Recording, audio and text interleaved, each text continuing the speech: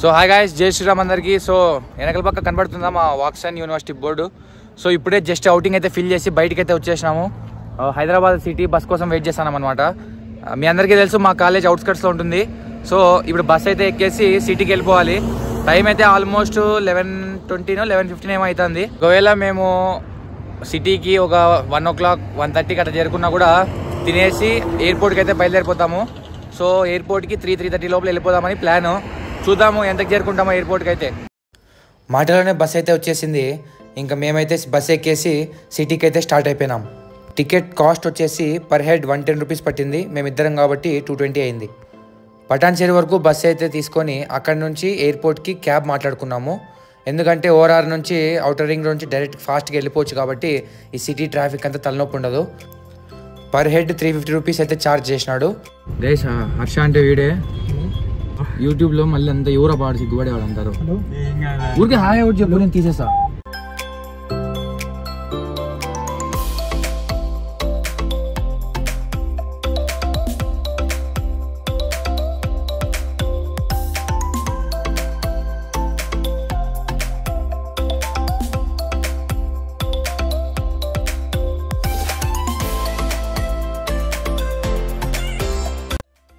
So finally ఎయిర్పోర్ట్కి అయితే వచ్చేసాం. ఇదే ఫస్ట్ టైం నేను మీకు ఆల్రెడీ లాస్ట్ వ్లాగ్లో చెప్పాను. సో చూడ్డానికి బయట నుంచి అయితే ఎయిర్పోర్ట్ ఇలా ఉంది. సో పదండి మనం లోపలికి అయితే వెళ్ళిపోదాం.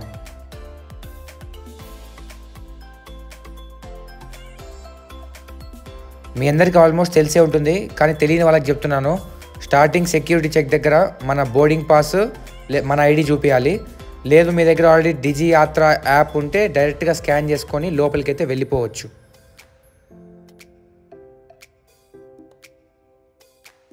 మేమైతే టెర్మినల్ 8 నుంచి లోపలికి వెళ్ళిపోతున్నాం. సో ఎయిర్పోర్ట్ లోపలైతే చూడ్డానికి ఇలా ఉంటుంది.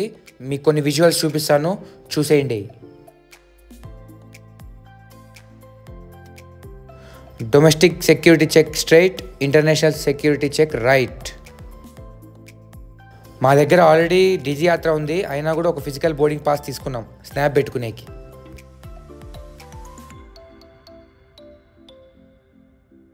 సో సెక్యూరిటీ చెక్ అయిపోయాక లోపలికి వెళ్తుంటే మీకు చాలా రకాల మాల్స్, బట్టల షాపింగు, ఆ తర్వాత ఫుడ్ కోర్ట్స్ అన్నీ ఉంటాయి. మీకు డబ్బులు ఎక్కువ ఉంటే ఇక్కడికి వచ్చి షాపింగ్ చేసుకోవచ్చు. అండ్ మీ అందరికీ తెలుసు ఎయిర్పోర్ట్లో ఫుడ్ అనేది చాలా ఎక్స్పెన్సివ్ ఉంటుంది. డబ్బులుంటే కొనుక్కోండి, లేదంటే మాలాగా బయట తినేసి రండి, బెస్ట్ ఆప్షన్.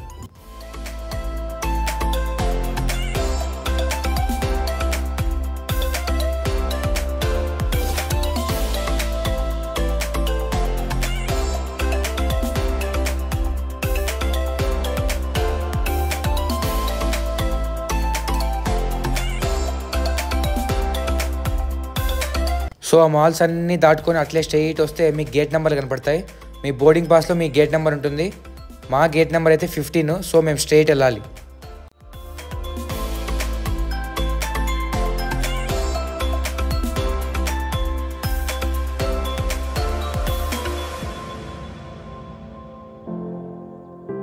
సో మనమైతే గేట్ నెంబర్ 15 దగ్గరికి అయితే వచ్చేసాం.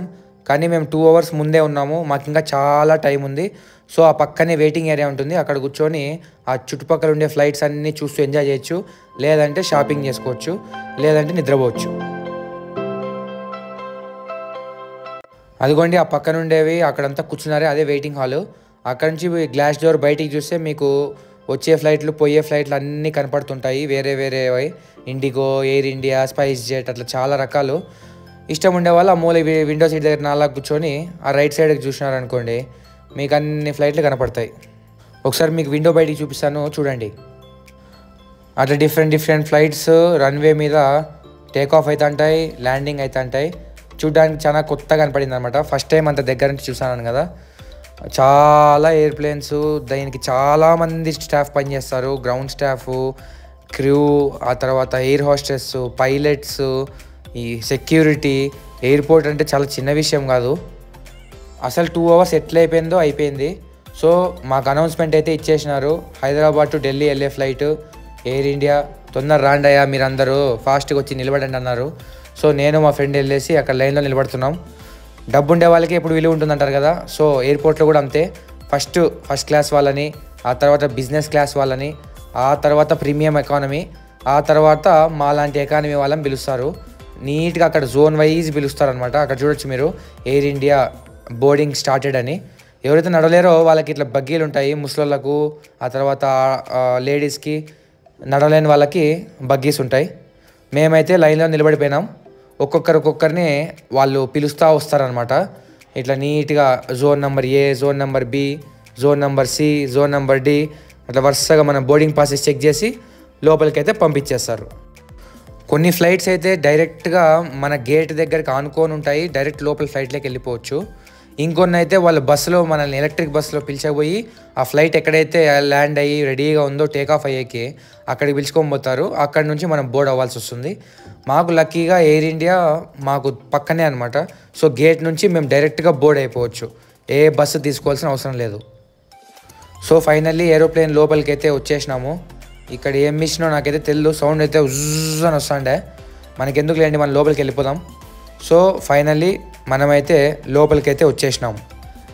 ఏ ఏరోప్లేన్లో అయినా స్టార్టింగ్ ఫస్ట్ క్లాసు, ఆ తర్వాత బిజినెస్ క్లాసు, ఆ తర్వాత ప్రీమియం ఎకానమీ, ఆ లాస్ట్లో ఎకానమీ ఉంటుందన్నమాట. అందుకే బోర్డింగ్ అప్పుడు కూడా ఇట్లా ఆర్డర్లో పిలుస్తూ పోతారు. వాళ్ళు కూర్చున్న తర్వాత మనకి ఈజీగా ఉంటుంది లోపలికి వెళ్ళిపోవడానికి. సో నేను మా ఫ్రెండ్ డైరెక్ట్గా మన సీట్ నెంబర్ దగ్గరికి అయితే వెళ్ళిపోయినాము. నేను బుకింగ్ చేసుకున్నప్పుడే ఒక 300 ఎక్స్ట్రా పెట్టి విండో సీట్ అయితే తీసుకున్నాను. ఎందుకంటే కిటికీ బయట అయితే నీట్గా చూడొచ్చు, వీడియో కూడా బాగా తీయచ్చు, అప్లోడ్ చేయడానికి కూడా ఇంట్రెస్టింగ్గా ఉంటుందని ఎక్స్ట్రా పే చేసి మరి విండో సీట్ తీసుకున్నాను. నాది సీట్ 12F అనమాట. సో బయట చూస్తే మీకు పక్కనున్న ఫ్లైట్లు, ఆ తర్వాత ఎయిర్పోర్ట్ బిల్డింగ్లు, ఆ గ్రౌండ్ స్టాఫ్, ఆ బస్సులు అన్నీ కనపడతాయి మనకు. ఇంకా మీకు చూపిస్తాను. చూస్తున్నారు కదా, మన పక్కనే ఇండిగో ఫ్లైట్ కూడా ఉంది. మరి అది ఎక్కడికి పోతుందో నాకైతే తెలీదు.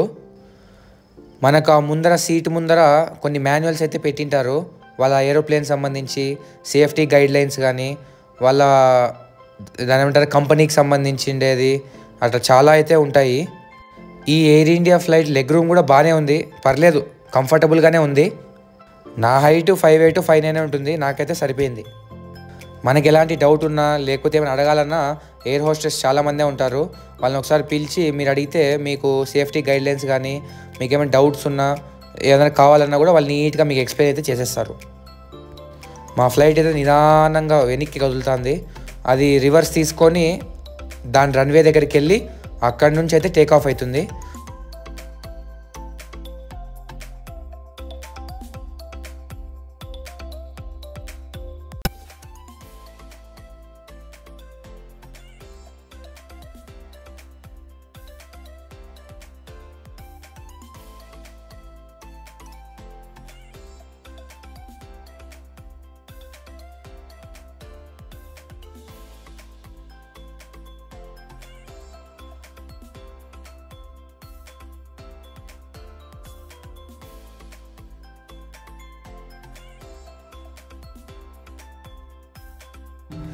ఫ్లైట్ స్టార్ట్ అయ్యే కొద్ది నిమిషాల ముందు ఎయిర్ హాస్టెస్ అట్లా నీట్గా మీకు ఎక్స్ప్లెయిన్ చేస్తారనమాట.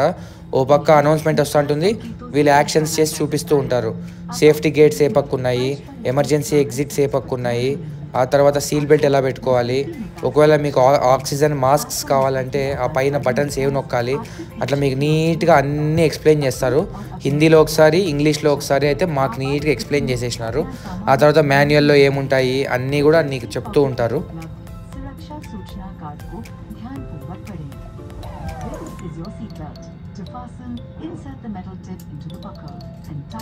కరెక్ట్గా టేక్ ఆఫ్ అయ్యే ముందు ఫుల్ స్పీడ్ కొడతాడనమాట పైలట్. ఎందుకంటే అంత స్పీడ్ వస్తే కానీ అది టేక్ ఆఫ్ కాదంట. సో ఆల్మోస్ట్ ఒక 200 km/h వరకు స్పీడ్గా పోయి ఇమ్మీడియట్గా జయ్యని గాల్లోకి తీసుకుపోతాడు. మీరు వీడియోలో చూడండి, నీట్గా మీకు అర్థమవుతుంది. సో ఫైనలీ మన ఎయిర్ ఇండియా అయితే take off successfully completed.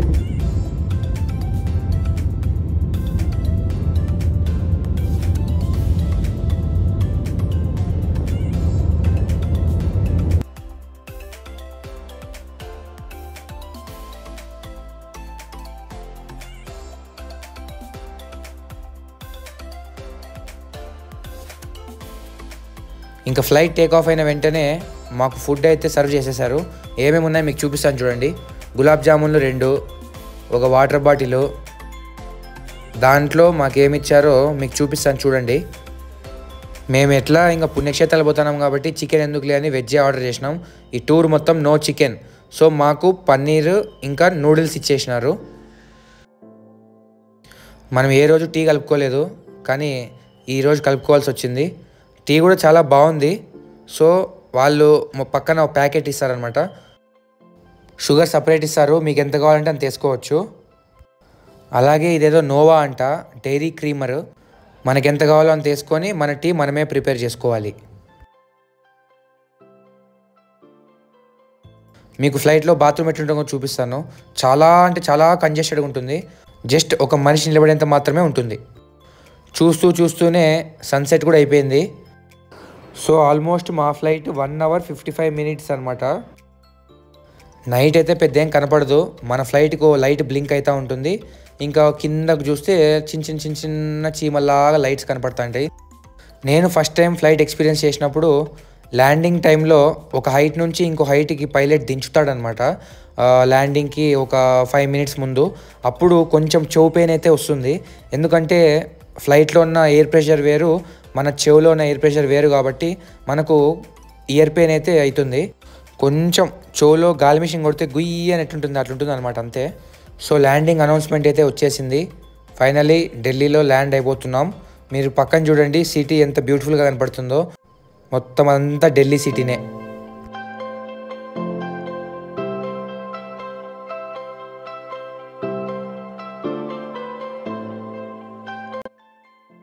So మన ఎయిర్ ఇండియా ఫ్లైట్ అయితే ల్యాండింగ్ సక్సెస్ఫుల్లీ కంప్లీటెడ్. సో ఇంకా మనము ఎగ్జిట్కి అయితే వెళ్ళిపోదాం.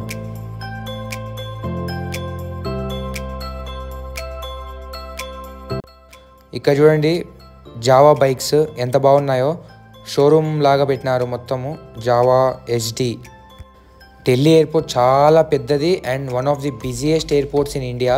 ఎందుకంటే ఎక్కువ డొమెస్టిక్ అండ్ ఇంటర్నేషనల్ ఫ్లైట్స్ ఇక్కడ నుంచే ఉంటాయి. సో చూస్తున్నారు కదా, వే అవుట్.